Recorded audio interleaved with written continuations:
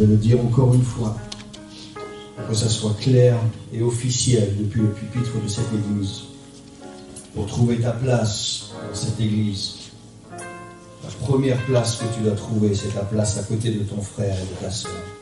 Pas ici au-dessus ou devant ton frère ou ta soeur. À côté de ton frère ou de ta soeur. Parce que sans eux, tu ne peux pas arriver à être l'épouse. Et sans toi, ils ne pourront pas arriver à être l'épouse non plus.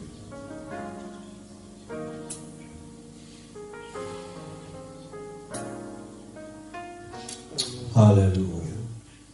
Alléluia. Alléluia. Il y a toujours quelque chose de spécial qui se passe. Lorsque nous prions ou lorsque nous invoquons l'esprit d'amour qui vient de Dieu. Parce que Dieu est amour. Dieu est beaucoup de choses. Mais c'est par amour qu'il fait tout. C'est par amour qu'il a, la Bible dit, Jean 3,16, il a tellement aimé qu'il a donné. Tout ce qu'il fait, il le fait par amour. Pas parce qu'il est Dieu, pas parce qu'il est au-dessus ou plus fort que tout, parce qu'il a le pouvoir de faire les choses. Lorsqu'il fait les choses, il est motivé, il est poussé par l'amour qui est à l'intérieur de lui. Qui fait le Dieu qu'il est. Dieu est amour.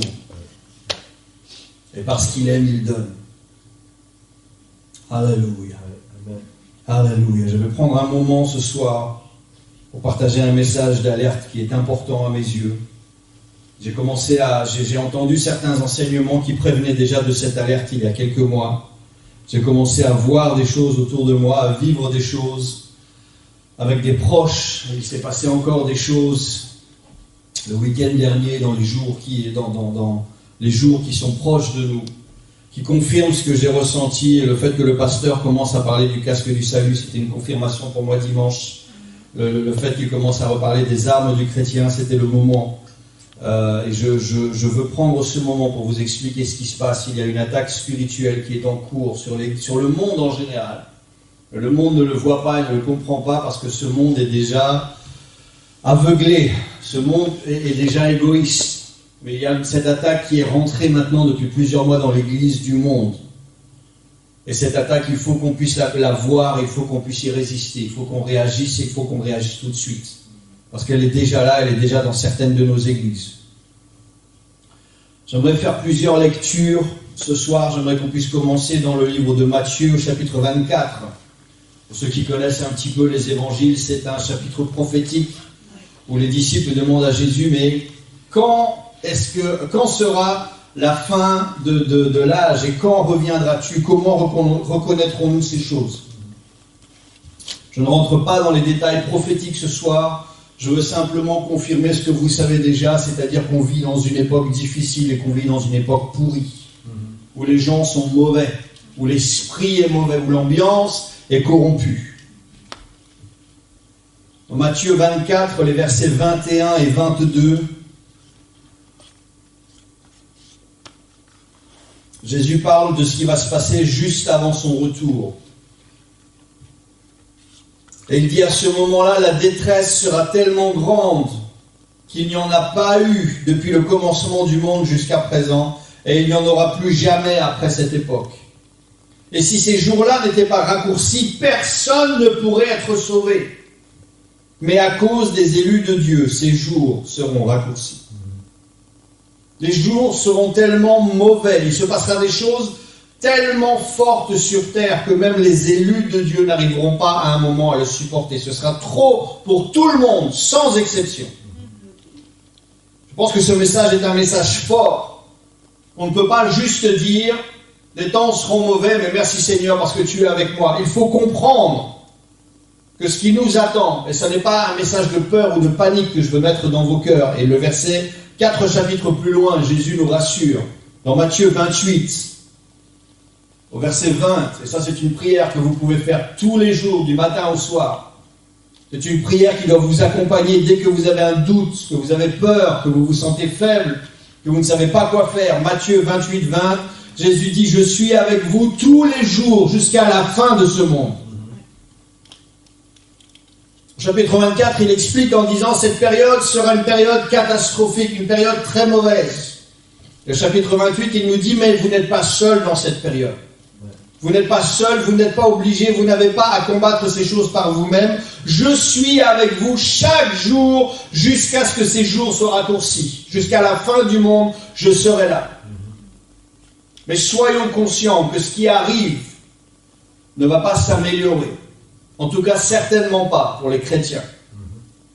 Pour ceux qui décident que Jésus-Christ est le seul Dieu, le roi au-dessus de tous les rois, le Seigneur au-dessus de tous les seigneurs, qu'il n'y a pas d'alternative. J'enseignais à Péniel et à Pierrina lors de nos enseignements sur le baptême que la foi chrétienne est une religion exclusive. Dieu ne se partage avec personne d'autre. Et là, je n'ai plus les versets ici, mais il a dit lui-même, avant moi, il n'y a personne, après moi, il n'y a personne, à côté de moi, il n'y a personne, je suis le premier, je suis le dernier, je suis l'alpha, je suis l'oméga, je suis le commencement, je suis la fin, il n'y a pas d'autre rocher, je n'en connais pas. Dieu est un Dieu exclusif qui ne partage pas son trône, il ne partage pas sa divinité, sa puissance ou sa majesté. La Bible déclare que Dieu est un Dieu jaloux. Et que la meilleure ou la pire, ça dépend de quel côté de la ligne vous êtes, façon de faire réagir Dieu, c'est de lui mettre un challenge. De dire, je pense qu'il y a un autre Dieu qui est au moins aussi bon que toi. Oh, oh, oh. Oh, à ce moment-là, Dieu se lève et ses ennemis sont dispersés. Et je ne vais pas retourner dans 2 Samuel 22, le Seigneur qui descend sur les ailes des anges entourés de charbon ardent, qui souffle du souffle de ses narines et qui assèche les lits des mers juste parce que quelqu'un a osé toucher un de ses enfants. Ça, c'est un aspect de Dieu qu'on ne connaît pas vraiment. Mais ce Dieu, il est réel. Et Dieu ne partage pas sa gloire avec un autre. Et Dieu ne partage pas ses enfants, son église, son épouse. Il ne la partage pas avec un autre. Comme la Bible dit que Dieu est un Dieu jaloux, il y a 2 façons d'être jaloux. Ça, c'est peut-être quelque chose auquel vous n'avez jamais pensé. On pense toujours que la jalousie, et on peut débattre parce qu'il y a des versets qui disent oui, il y a des versets qui disent non dans la Bible. Si on ne comprend pas ce que la Bible explique, on pourrait dire que la Bible se contredit. Il y a 2 façons d'être jaloux. Et il faut être jaloux. Je m'explique. Par rapport à mon épouse, il y a une bonne et une mauvaise façon d'être jaloux. Si je suis jaloux d'elle, à chaque fois qu'elle veut aller quelque part, à chaque fois qu'elle envoie un message, tu vas où? Tu fais quoi? C'est qui? Fais voir. Ça, c'est de la mauvaise jalousie. Ça veut dire qu'à la racine, derrière ça, vous avez un problème de confiance. Vous n'avez pas vraiment confiance en votre épouse ou dans cette personne-là. Cette jalousie-là n'est pas bonne. J'ai tout à fait confiance en mon épouse. Et je ne suis pas jaloux d'elle. Je suis jaloux par contre de tous les hommes qui sont autour d'elle. Parce que même si je sais qu'elle a des standards, je sais qu'elle est droite dans ses chaussures, je sais que tous les hommes qui sont autour d'elle, je ne peux pas attendre ce même respect, ni ce même sérieux de leur part. Et là, je protège ma bénédiction. Je protège mon terrain. Et je ne suis pas jaloux d'elle, mais je suis jaloux des autres. Dès que quelqu'un va essayer de venir et qui va commencer à tourner autour trop près, je vais me mettre vite devant son nez et il va vite voir la couleur de ma bague. Et ça n'est pas un problème de jalousie, c'est simplement une protection et on va y arriver. Je protège ce que Dieu m'a donné de mieux dans ma vie.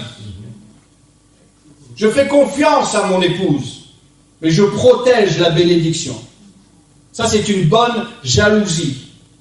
Et Dieu fonctionne de la même manière. Dieu ne va pas attendre qu'on se lève le matin. T'étais où? Tu fais quoi? Qu'est-ce que tu vas faire? Je dis t'étais pas là. Bam, bam, bam, bam. Ce genre de Dieu-là n'intéresse personne.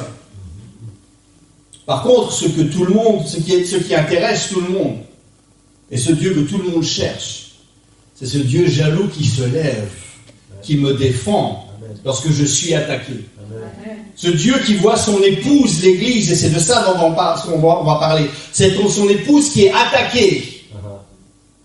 Dieu se lève, cette épouse se lève, et il protège son Église, il protège son épouse, il protège chacun d'entre nous. Parce que son nom est sur l'Église, parce que son onction est sur l'Église, parce que son esprit est dans l'Église. Et Dieu est un Dieu jaloux qui protège, qui aime et qui protège son épouse, l'Église. Et ma femme ne va pas juste répondre. Lorsqu'un gars va commencer à venir essayer de la séduire, « Ouh, salut, t'es jolie !» Elle ne va pas lui renvoyer ça, « Oh, merci !» Elle ne va pas commencer à flirter avec le gars. Elle-même va prendre une décision et « Je suis marié. » Et s'il insiste, moi j'interviens. De la même manière, l'Église doit aussi avoir une réaction, pas juste se dire « Mon Dieu va intervenir pour moi, Dieu va me protéger ». Il faut que l'Église ait aussi des standards personnels. Il faut aussi que l'Église comprenne, que l'Église puisse à un moment tracer une ligne et dire « Je n'accepte pas ce comportement, je n'accepte pas cette situation, je n'accepte pas cet esprit parce que je suis marié avec Jésus-Christ ». Et Christ va intervenir et finir le travail. Mais il faut que l'Église, il faut que l'épouse d'elle-même puisse voir les choses, comprendre qu'il y a quelque chose qui n'est pas bon et réagir. Intervenir dans la situation et l'onction de Dieu après va terminer le travail avec cette réaction. Est-ce que ça a du sens? Dans Actes au chapitre 2, verset 1, j'ai envie de dire vous pouvez tourner, mais normalement, en bon pentecôtiste que vous êtes, vous devriez connaître ce verset. Acte 2, chapitre 1.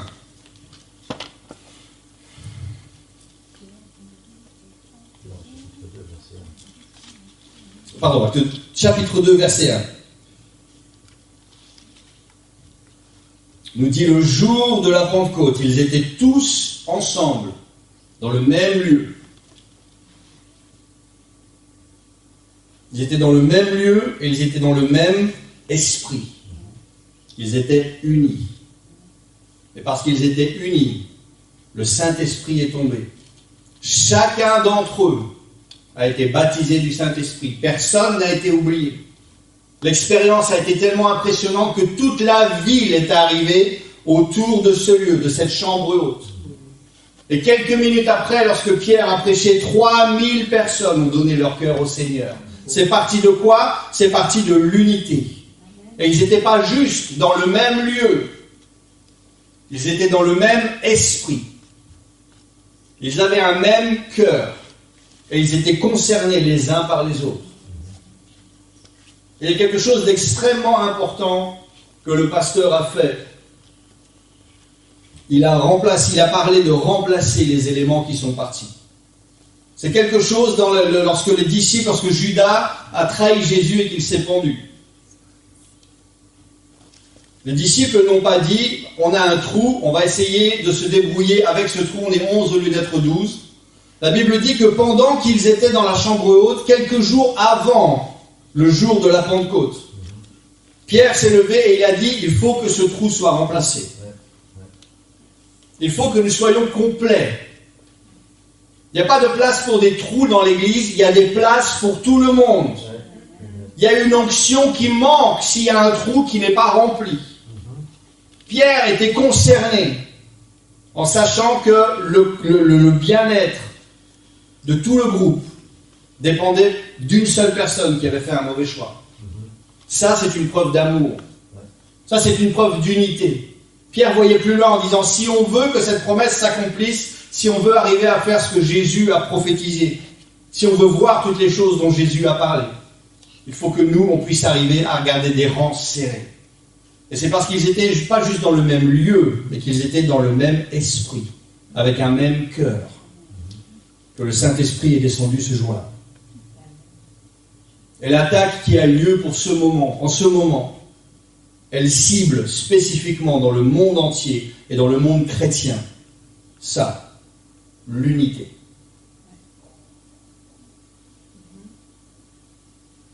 Les familles sont complètement détruites. Les collègues de travail sont divisés. Les églises ne s'entendent plus. On est dans le même lieu, mais on ne peut pas sentir son frère ou sa sœur. Il n'y a plus de bonjour, il n'y a plus d'amour, il n'y a plus d'intérêt. Et c'est en train de créer des divisions. C'est en train de créer des guerres internes. Et je ne dis pas que le Covid est une arme du diable, mais je sais, il y a plusieurs choses qui se sont mises en place depuis 2 ans avec ce Covid mondial. Le premier problème, c'est le problème de la distance sociale. Il y a un mot en français pour ça, 2 opposés, je ne sais plus comment ça s'appelle. Je crois qu'on appelle ça un oxymore. Quelqu'un qui est asocial, c'est quelqu'un qui reste éloigné du groupe, qui reste tout seul. Par opposition, quelqu'un qui est social ou sociable, c'est quelqu'un qui aime être avec les gens. C'est quelqu'un qui va vers les gens, c'est quelqu'un qui passe du temps à investir dans l'humain. Donc établir une distance sociale, c'est essayer de faire fonctionner deux opposés. C'est accepter d'être ensemble, mais de loin. On ne peut plus se faire de câlins. On ne peut plus se serrer la main. Maintenant, on fait des tchèques. Personnellement, je mets de l'amour dedans parce que c'est tout ce qu'on peut faire pour l'instant. Mais je ne mets pas le même amour dans un tchèque que je mettrais dans un bon câlin. On peut se parler, mais gardons les distances. Et le problème, c'est que la distance physique amène toujours une distance de cœur. Loin des yeux, loin du cœur. Vous connaissez cette expression? J'étais fiancé pendant 1 an et demi, mon épouse était en Norvège. On a raccourci les fiançailles parce qu'on sentait qu'avec la distance, cet amour était en train de diminuer. Et le problème, c'est que ça, c'est rentré dans l'église. On est ensemble, mais il commence à y avoir une distance entre les frères et les sœurs. Il y a un intérêt, il y a un amour qui est en train de diminuer. Et le problème avec ce principe, c'est que si j'aime moins, je réagis moins. Je suis moins jaloux. Si je vois que mon frère ou ma sœur est attaqué, je réagis, je vais sur mes genoux, je prie en disant « Tu ne touches pas à mon frère et à ma sœur !» Je prie, je jeûne, j'intercède. Avec cette distance qui s'installe, c'est triste ce qui se passe pour mon frère ou ma sœur. Seigneur, fais quelque chose. Il y a des divisions dans les familles. Il y a des familles, des membres de famille qui ne veulent plus se voir à cause du vaccin. Si tu n'es pas vacciné, je ne veux plus te voir. J'ai entendu cette division dans des églises. Il y a un débat qui m'a scandalisé. Est-ce que les non-vaccinés ont le droit d'assister au culte?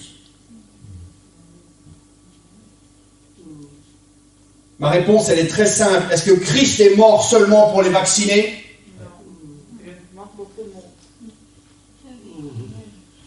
Et ça, c'est dans les églises. Est-ce que les gens ont le droit? Est-ce qu'ils se cachent derrière? Est-ce que les non-vaccinés peuvent venir? On se demande qui a le droit et qui n'a plus le droit d'être sauvé, d'entendre le message. Qui a le droit d'avoir la primeur de l'onction dans le sanctuaire et qui doit se contenter de la 2e ligne dans son salon derrière la télé? C'est scandaleux. Mais ça arrive. Maintenant, dans nos églises. Et il y a 2 ans, nous aurions tous réagi.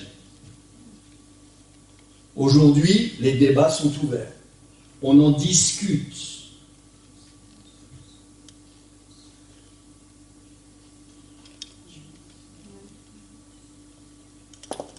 Dans Éphésiens chapitre 5, verset 16.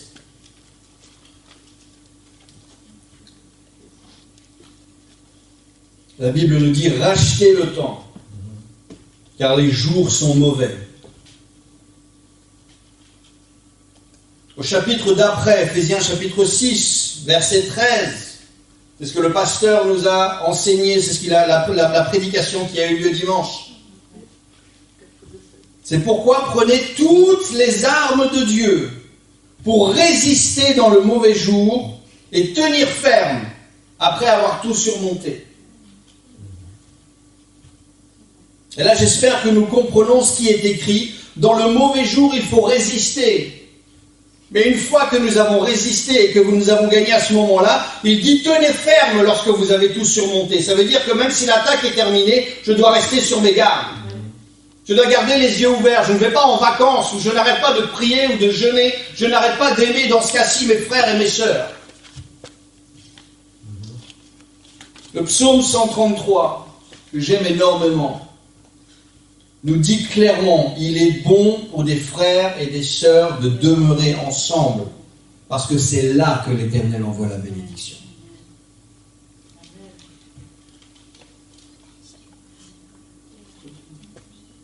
Et le diable sait que s'il peut me séparer de mes frères et de mes sœurs, s'il peut me monter contre mes frères et mes sœurs, alors cette bénédiction s'arrête.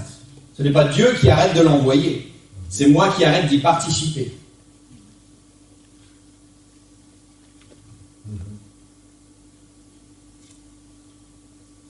Nous avions vu dans les études bibliques un principe très important. C'est que l'Ancien Testament est un miroir du Nouveau Testament. Si vous étudiez la Bible, vous découvrez quelque chose et vous n'êtes pas sûr de savoir est-ce que c'est une révélation ou est-ce que je suis en train de tordre un verset. C'est très simple. Tout ce que vous trouvez dans le Nouveau Testament, il est préparé depuis l'Ancien Testament. La révélation de Jésus-Christ, depuis les prophètes, depuis le tabernacle dans l'Ancien Testament, c'est expliqué et Jésus-Christ est révélé. Dans l'Ancien Testament, dans Zacharie au chapitre 3, et au verset 1, on parle de Josué, ce héros qui a succédé à Moïse et qui a emmené le peuple d'Israël dans le pays promis et qui a commencé à faire la conquête du pays de Canaan. Dans Zacharie chapitre 3, verset 1, Zacharie a une vision et il explique la vision comme ceci. Il me fit voir Josué, le souverain sacrificateur, debout devant l'ange de l'Éternel. Et Satan se tenait à sa droite pour l'accuser. On est dans Zacharie, dans l'Ancien Testament.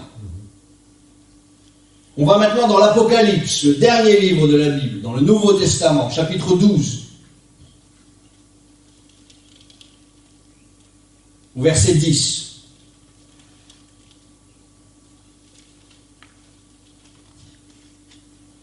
Apocalypse chapitre 12, verset 10. J'entendis dans le ciel une voix forte qui disait « Maintenant le salut est arrivé, et la puissance, et le règne de notre Dieu, et l'autorité de son Christ.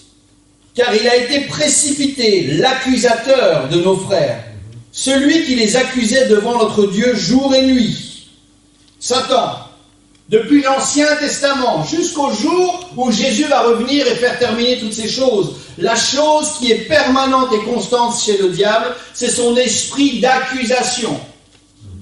Il va nous monter les uns contre les autres. Et tout ce qu'il veut, c'est créer la division. Parce qu'un troupeau qui est divisé est un troupeau qui ne peut plus avancer. Si je ne suis plus avec mes frères et mes sœurs, je ne reçois plus la bénédiction que l'Éternel envoie.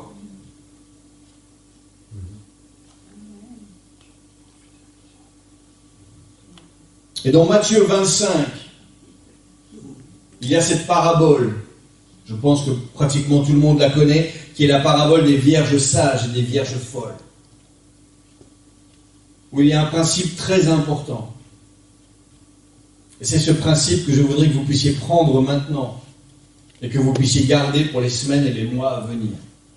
Il y a un bouclier spécial que nous devons tous mettre en place individuellement dans notre cœur. Ce principe, c'est que les vierges sages et folles avaient toutes de l'huile.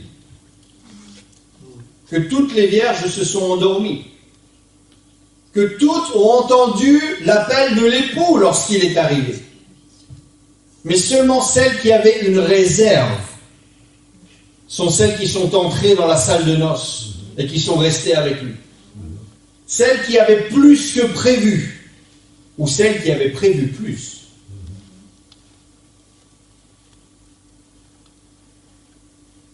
Et j'aimerais qu'on puisse comprendre quelque chose ce soir. Le diable est en train d'utiliser toutes sortes de situations et toutes sortes de personnes pour essayer de faire descendre et baisser en chacun d'entre nous l'amour et l'unité. Et ça, c'est une attaque que nous avons tous. Et je ne parle pas d'une attaque spirituelle, je ne parle pas d'un démon qui va venir et qui va vous attaquer. Je parle de votre famille, de vos parents ou de vos enfants. Je parle de vos collègues. Je parle du travail. Où le diable va essayer de toutes sortes de manières, et c'est une attaque qu'il a lancée sur le monde entier. Et le monde ne comprend pas cette attaque, parce que le monde est déjà un monde égoïste. Je pense à moi. Et le monde ne comprend pas ce qui se passe. Mais beaucoup de gens dans l'Église en général ont vu, ont compris ce qui se passe. Et le Seigneur demande de nous, dans cette attaque, une dose en plus d'amour. Et je veux être pratique ce soir. Je ne veux pas vous dire d'aimer vos frères et vos sœurs. Nous sommes tous beaucoup plus sensibles. Nous sommes tous affectés beaucoup plus vite, énervés beaucoup plus vite. Arrêtez-moi si je me trompe. Nous réagissons beaucoup plus vite. Parce qu'on est fatigué, alors on supporte moins de choses. Parce qu'on travaille beaucoup. Alors on est moins calme, on est moins paisible. Et ça peut venir de plusieurs endroits. Ça part de choses insignifiantes. On peut essayer dans l'église de monter des conférences, de faire des concerts, des réunions spéciales. On invite des gens, les choses ne se passent pas, et parfois il y a un mot qui part. Ce qui devait être une bénédiction pour l'église devient un conflit. Parfois je travaille trop, je suis trop fatigué. Et une bêtise se passe, je réponds mal. Et ça crée un froid, une distance. C'est parce que je n'ai pas cette huile en plus. Je n'ai pas ce réflexe de « je vais demander pardon, on va régler ça tout de suite ». Cette distance qui s'installe, cette distance sociale devient une distance spirituelle. Et au lieu de moi réagir pour faire l'effort, je dis « si lui il m'aime vraiment, il n'a qu'à revenir ». Et cette distance, elle reste. Et en attendant, il y a une distance dans l'église. On est tous dans le même lieu, mais on n'est plus dans le même cœur. On n'est plus dans le même esprit. Je vais aller voir les autres frères et sœurs parce qu'avec eux, il n'y a pas encore eu de dispute, je m'entends bien. Mais j'ai commencé à créer une distance. Et je dois prendre cette résolution. La Bible ne donne pas de nom à ces vierges. On ne sait pas à quel âge elles avaient, on ne sait pas d'où elles venaient. On sait juste qu'il y en avait 5 qui, dès le départ, elles avaient dit, si jamais il y a un problème, on va prévoir une réserve. Et pour réagir à cette attaque, et peut-être que certains d'entre nous en avons été victimes, et en écoutant ces paroles, vous comprenez maintenant ce qui s'est passé. Il faut qu'on trace une ligne dans le sable. Il faut qu'on fasse ce choix en disant, quoi qu'il arrive, ma priorité, c'est mon église. Ma priorité, c'est mon pasteur et la femme du pasteur. Ma priorité, c'est ma famille. Il s'est passé des choses dans ma famille. Alors naturellement, la discussion a été un peu dans tous les sens. Et mon point a été très clair. En disant, quoi qu'il arrive, nous sommes une famille. Et nous allons rester une famille. Amen. Mais si les choses ne changent pas, moi je ne vais pas changer non plus. Je vais continuer d'aimer exactement comme moi j'aimais avant. Et la situation est revenue dans l'ordre. Parce que si on ne fait pas attention à ça, une famille, tous chrétiens, là je ne parle pas de mes parents, mais je ne peux pas donner de détails, tous chrétiens, tous dans l'église, tous fils et filles de Dieu, waouh! Les choses qui sont parties, les échanges qui ont eu lieu. J'ai tracé une ligne en disant, cette situation, ma famille était là avant cette situation, on sera toujours une famille après cette situation. Et j'ai choisi d'aimer. Et même si ça fait mal, Seigneur, toi aussi tu as eu mal. J'ai eu une pensée que le Seigneur m'a donnée, il faut qu'on comprenne bien. Lorsque Jésus est né sur la terre, lorsqu'il est arrivé sur terre, il n'était pas dans un hôtel, mais il était au chaud, dans la paille. À ses pieds, il y avait des rois qui sont venus avec des cadeaux. Lorsqu'il est ressuscité et qu'il est monté, la Bible dit qu'il est maintenant assis en majesté. Il règne sur un trône. Et lorsqu'il va revenir, tous les yeux vont le voir, tous les genoux vont plier. Lorsqu'il est arrivé, c'était avec des cadeaux. Lorsqu'il est remonté, maintenant, il est assis sur un trône. Le moment le plus difficile de sa vie, c'est lorsqu'il était entre le ciel et la terre, sur la croix. Et c'est exactement la même chose pour nous. Lorsqu'on a commencé notre relation avec le Seigneur, tout va bien. On est des jeunes chrétiens, merci Seigneur. Lorsque cet espoir de gloire va être accompli et qu'on sera tous dans nos maisons célestes, merci Seigneur. Maintenant, nous sommes tous entre le ciel et la terre. Nous sommes tous sur cette croix de la même manière que Jésus. Et ça serait une illusion de croire que nous, on peut faire mieux que Jésus sur la croix. Que nous, on peut faire cette transition sans souffrir, sans avoir mal. Je vais peut-être vous faire mal par une action, par un comportement, par une parole. Peut-être que vous allez me faire mal. Peut-être que c'est mes collègues. Peut-être que ça peut venir de n'importe où. J'ai besoin que mon Église, que mes frères et mes sœurs aient une dose en plus pour me pardonner. Amen. Et prévu d'être blessé. Et qu'ils couvrent ma faiblesse par l'amour qui coule de leur cœur.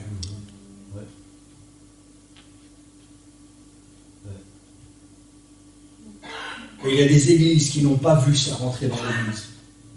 Et qui sont en train de se couper en deux. Oui, tu mérites le sanctuaire, ou non, tu ne mérites pas le sanctuaire. Pas basé sur des principes spirituels, basé sur des rapports médicaux.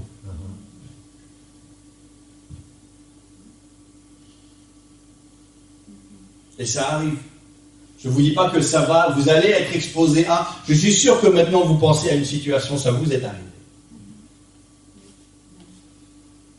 Ça nous est arrivé. Ça m'est arrivé. J'ai réagi. Je ne dis pas ça pour me mettre en avant. Je dis merci Seigneur parce que j'avais cette dose. J'avais prévu. Je voyais tout ce qui se passe. Je vois comment les gens, comment les familles se déchirent. Je dis Seigneur, ça va arriver à ma porte. Ça n'a pas manqué. Je dis Seigneur, je veux être cette vierge remplie de sagesse. Qui aura une dose en plus pour couvrir les fautes de mes frères et mes sœurs par ton amour, de la même manière que toi tu as couvert mes fautes par ton sang à la croix.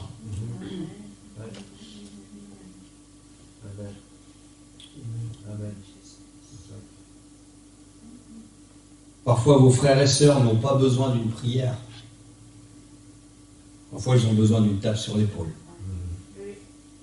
Parfois ils ont besoin d'un câlin. Parfois ils ont besoin juste de vous voir et d'entendre « Je t'aime, tu comptes pour moi, c'est bien que tu sois là, je suis content de te voir ». Ils ont besoin de savoir que s'ils ne sont pas là, s'il en manque un, il y a un trou et ça dérange. Que si vous n'êtes pas là le jeudi, ça dérange. Si vous n'êtes pas là le dimanche, il y a un trou et ça dérange. On veut vous voir, vous manquez.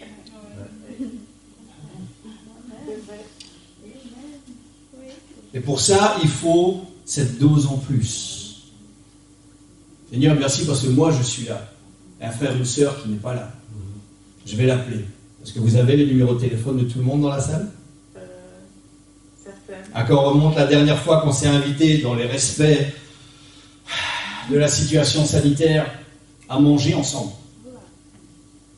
Et c'est entre autres pour ça que le pasteur a été tellement saoulé cette année à cause de ce barbecue qu'on n'a pas pu faire. Parce que le pasteur sait mieux que personne qu'il est bon pour les frères et les sœurs d'être ensemble. Et ça, c'est pas seulement le dimanche. On a besoin de manger ensemble, on a besoin de rire ensemble. On a besoin de s'encourager ensemble, de partager ensemble. Et ça, on ne peut pas toujours le faire pendant les réunions. Mais Dieu sait ce qu'il fait. Mais soyons conscients qu'il y a une attaque sur le monde. Et il y a une attaque sur l'Église. Et je refuse de voir mon Église divisée. Parce que moi, je n'ai pas, et je parle vraiment de moi, je n'utilise pas ça comme un mot juste pour être poli, parce que moi, je n'avais pas cette dose en plus. Ça veut dire que je dois me préparer à être blessé. Et attention, ça ne veut pas dire qu'on excuse tout. Parce qu'avec l'amour, il y a aussi un principe de respect. Si je t'aime, je vais te respecter. Je ne vais pas te parler n'importe comment en disant c'est pas grave, tu as la dose, tu vas me pardonner. Ça ne marche pas comme ça. Il faut un respect. Et parce que je te respecte, parce que je t'aime, je vais être prévenant, je vais faire attention. Et maintenant plus que jamais, c'est pour ça que le diable utilise spécifiquement, il attaque ça spécifiquement, parce que Jésus lui-même a dit, le monde saura que vous êtes mes disciples. Si quoi? Si vous avez de l'amour les uns pour les autres. dans ce monde qui est divisé. Et on parle de familles, de parents qui ne parlent plus à leurs enfants. De collègues de travail qui sont séparés. Et tout le monde a raison. Tout le monde a des arguments. Tout le monde sait mieux que tout le monde. Tout le monde en 2 ans, tout le monde a développé un bac plus 7 en médecine. Au milieu de ça, s'il y a une église unie, remplie d'hommes et de femmes qui s'aiment, vaccinés ou pas vaccinés, mais qui savent que je t'aime et que j'ai besoin de toi pour être l'épouse. Il n'y a plus d'arguments contre ça. Il n'y a plus de discussion. Il y a quelque chose dans cette église qu'il n'y a pas dans le reste du monde. Et c'est comme ça. Si nous avons de l'amour les uns pour les autres, c'est la meilleure façon d'évangéliser au jour d'aujourd'hui dans cette pandémie. Le titre de ce message ce soir, c'était « Protège l'Église pour protéger l'onction ».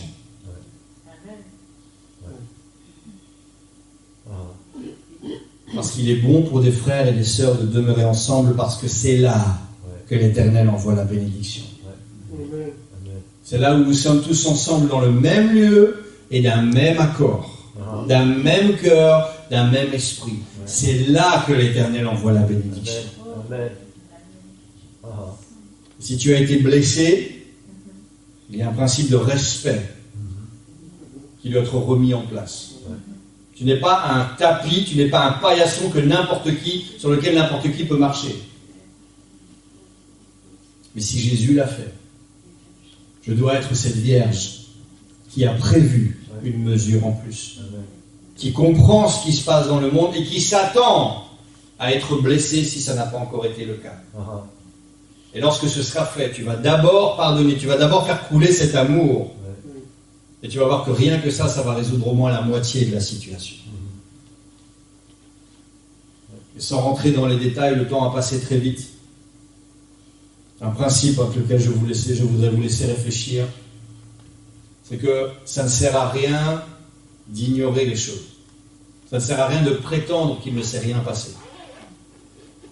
Une église qui cache tout sous le tapis, c'est une église qui se prend les pieds dans le tapis. Il faut dire les choses avec amour. Je ne sais plus comment c'est écrit dans les épîtres. Reprenez avec amour si quelqu'un est en faute. Il y a une façon de le faire. Il y a toujours ce que vous faites, ce que vous dites et comment vous le dites. Vous êtes méchant, si vous êtes agressif, si vous êtes défensif, si toi tu as, vous remettez une distance tout de suite. Mais si vous mettez de l'amour, si vous mettez de l'envie, pas de juger ou de dire c'est toi qui avais tort, je veux des excuses. Vous couvrez tout ça avec de l'amour. Vous allez voir que ce tapis d'amour va faire revenir la personne tout de suite.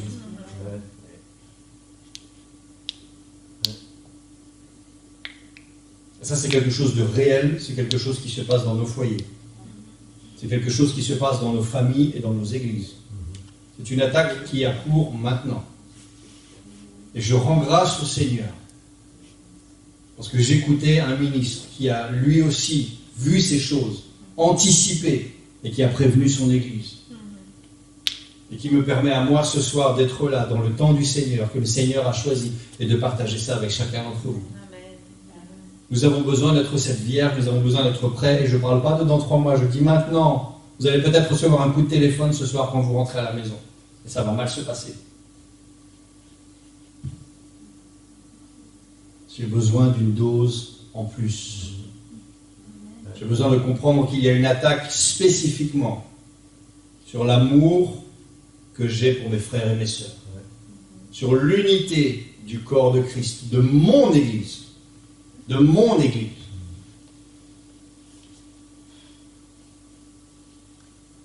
Est-ce que ça a du sens? Ouais.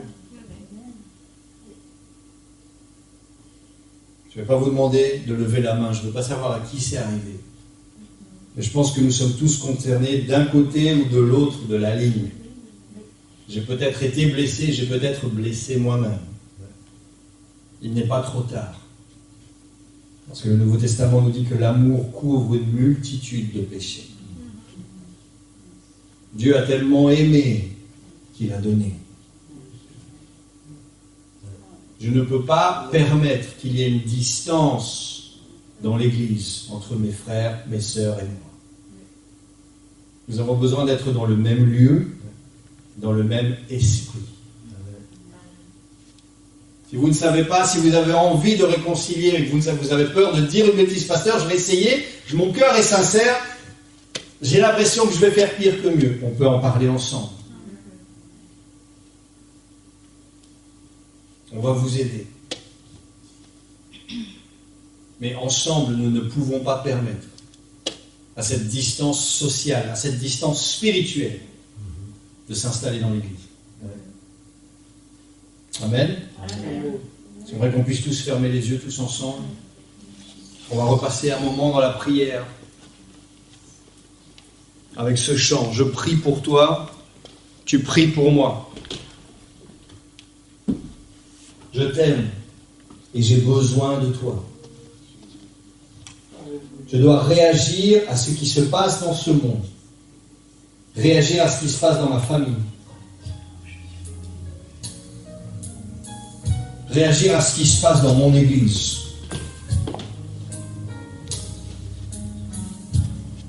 Seigneur, si mon cœur est blessé, si on m'a fait mal, je suis pour l'instant entre le ciel et la terre, sur ce pèlerinage qui me mène jusqu'à la Nouvelle Jérusalem. Et là aussi, tu m'as montré ton exemple, Seigneur.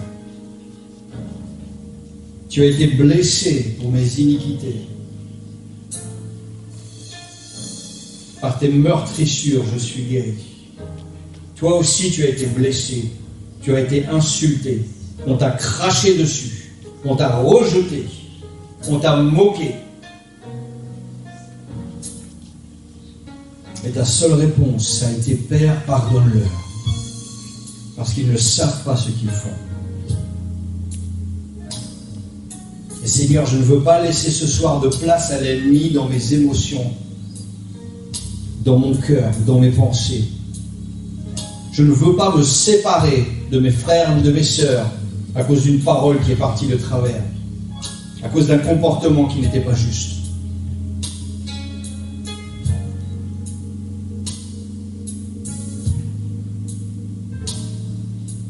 Je refuse de laisser cette voix de l'accusateur travailler dans ma vie.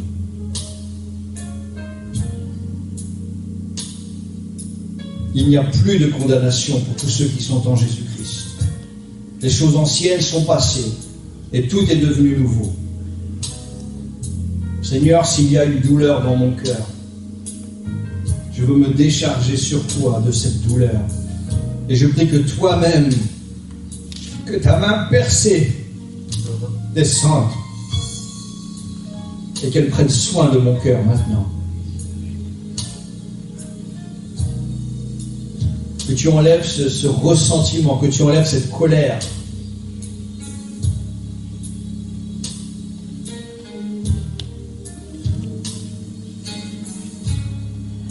Et je prie pour le pardon, Seigneur. Je pardonne à mon frère, je pardonne à ma sœur, parce qu'il ne savait pas ce qu'il faisait, il ne savait pas ce qu'il disait. Peut-être que c'était une mauvaise journée pour lui, peut-être qu'il a mal compris, peut-être qu'il y avait des problèmes dans sa vie que je ne connais pas parce qu'il ne m'en a pas parlé. Peut-être que moi j'ai été trop sec, peut-être que j'ai été méchant, peut-être que je n'ai pas montré assez d'amour.